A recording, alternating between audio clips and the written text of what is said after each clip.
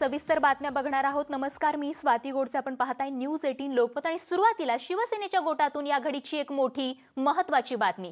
विधानसभा निवडणुकीच्या निकालानंतर आता सर्वांचे लक्ष शिवसेनेच्या भूमिकेकडे लागलंय।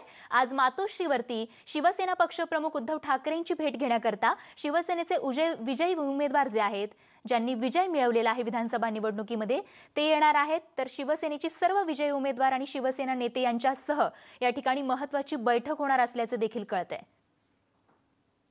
त्यामुळे सत्ता स्थापनेसाठी भाजपला शिवसेनेशिवाय पर्याय नाही आणि त्यामुळे काल उद्धव ठाकरे जसे म्हणाले तसे की 50-50च्या फॉर्म्युल्याशिवाय पुढे जाणार नाही आणि त्यामुळे या फॉर्म्युलाबद्दल आता शिवसेनेची भूमिका काय असणार हे ठरवण्यासाठी या बैठकीमध्ये शिवसेना नेमकी काय भूमिका घेते हे पाहणं महत्त्वाचं ठरणार आहे।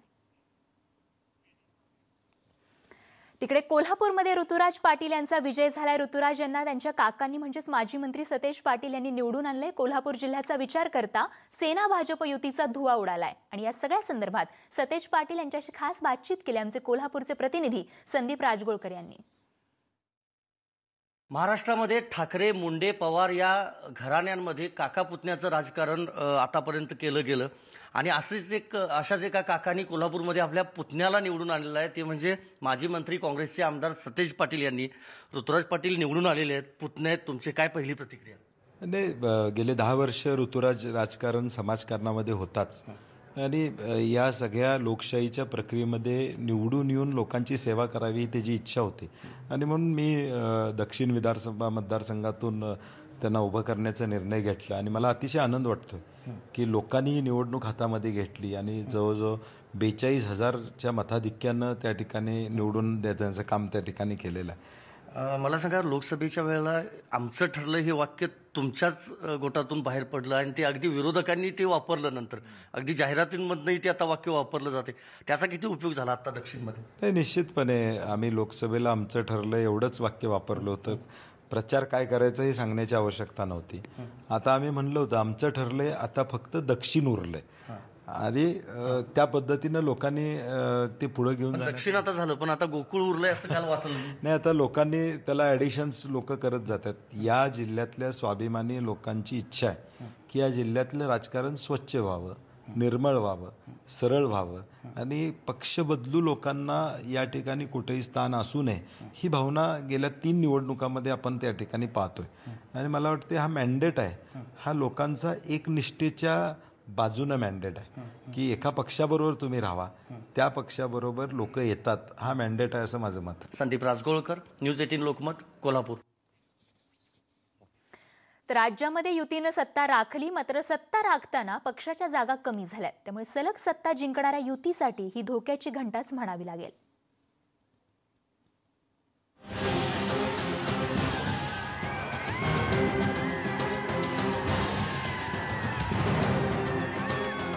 राज्यभरात शिवसेना भाजपच्या कार्यकर्त्यांनी जोरदार जल्लोष केला। युतीनं सत्ता राखण्याचा पराक्रम केल्यानं कार्यकर्ते बेभान झाले। भाजपनं सेंचुरी पार केली तर शिवसेनाही 60त पोहोचली। मात्र 2014 मध्ये दोन्ही पक्षांनी स्वबळावर मिळवलेल्या जागांपेक्षा हा आकडा कमीच होता। युती करूनही दोन्ही पक्षांना 2014च्या तुलनेत दमदार यश मिळवता आलं नाही।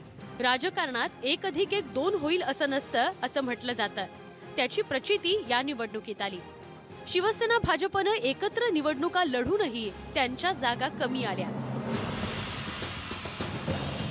भाजपनं निवडणुका जाहीर होण्याच्या आधी आणि निवडणुका जाहीर झाल्यानंतरही मेगा भरतीचा सपाटा लावला।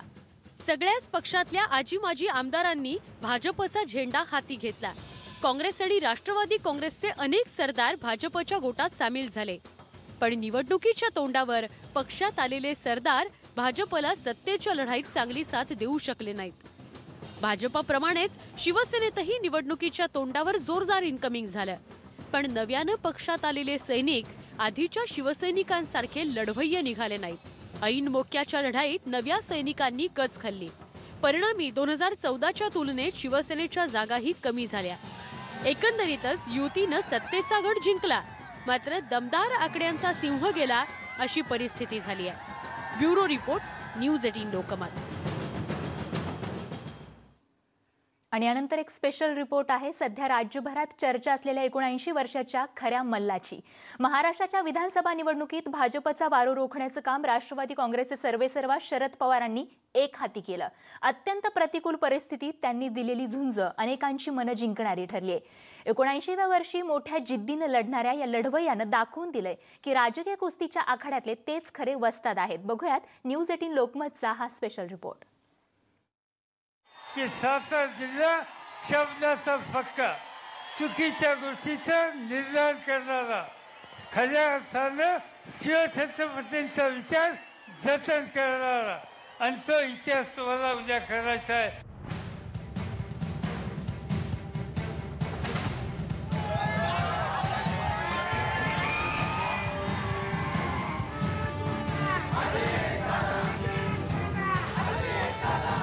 और हार कर जीतने वाले को बाजीगर कहते हैं. विधानसभेच्या आखाड्यात भलेही शरद पवारांच्या राष्ट्रवादी काँग्रेसला सत्तेचं मैदान मारण्यात यश आलं नसेल, पण अनेकांची मनं जिंकत पवार हरूनही बाजीगर ठरलेत.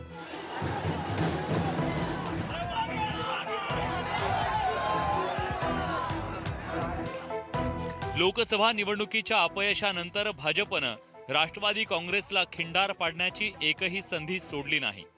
उदयनराजे भोसले, गणेश नाईक, मधुकर पिचड, राणा जगजित सिंग, विजयसिंह मोहिते पाटील असे अनेक दिग्गज शरद पवारांचे शिलेदार कसोटीच्या काळात मैदान सोडून भाजपमध्ये सामील झाले.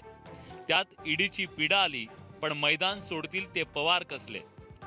समोरून शक्तिशाली भाजपचे नेते देवेंद्र फडणवीसांनी विरोधकांना ललकारताच 79 वर्षांच्या शरद पवारांनी त्यांचं आव्हान स्वीकारलं. की आपले सगळे पैलवान तेल लावून गोद्यामध्ये उतरले आहेत, लाल माती लावलेली आहे, आव्हान देऊन राहिले आहेत, पण समोर कोणी पैलवान उतरायलाच तयार नाही आहे. ते म्हणतात की या निवडणुकीला दुसऱ्या बाजूने कोणी पैलवान दिसत नाही.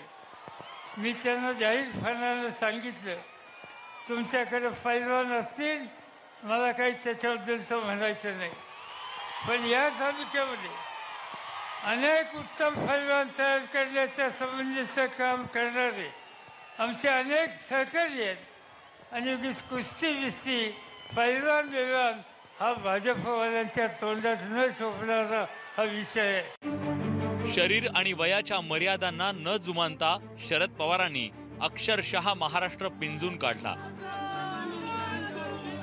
रणमैदानात उतरलेल्या शरद पवारांनी ऊन, वारा, पाऊस या कशाचीही तमा न बाळगता भाजपचं एकहाती आव्हान पेललं. तेव्हाच लढवय्या पवारांनी साताऱ्याचं मैदान आणि महाराष्ट्राची मनं जिंकली.